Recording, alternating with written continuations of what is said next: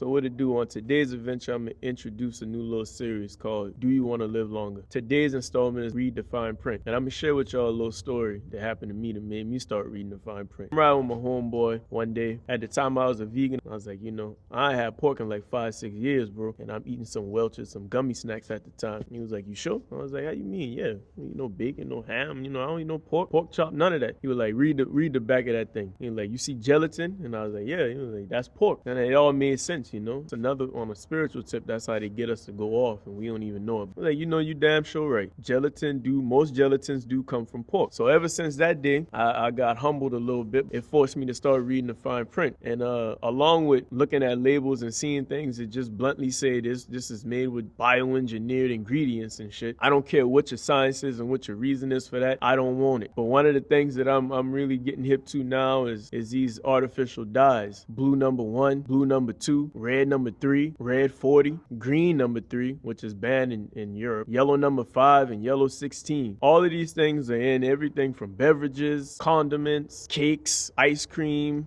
processed foods. And again, I ain't saying nothing is revolutionary to my brethren and sister that's in the higher realms. Y'all know about this, but for my people still in Mankville, we care. We care about the Manks. First of all, the basis for this dye, core ingredient is petroleum. Same petroleum that they use to make your gasoline, your diesel fuel. This is what these dyes is made out of. These damn devils, they could do other things. You could use beets for coloring. You could get natural coloring, but they choose to use petroleum-based dyes to put in your foods that you readily consume and don't even think twice about it. You feed them to your kids. Studies have shown that these dyes are responsible for learning disabilities, nerve disorders, hypertension, ADHD, respiratory problems, asthma, bronchitis. The list goes on. Go ahead, do your research. But this is what these dyes are doing, and they're in everything. The other day I was eating some Doritos, man. I'm thinking, I know it ain't the best snack, corn, all right, whatever. But then I read the label and it got like red 40 and blue this and blue that, and these things are used to sever us from anything spiritual, physically, do harm to us. I just listed all of the things. It just goes to show that it's another way of proving that this society only care about what look good, other than trying to make hoes housewives and jumping at flashy objects and stupid material things. You want to live longer? Read the fine print. Check out what you're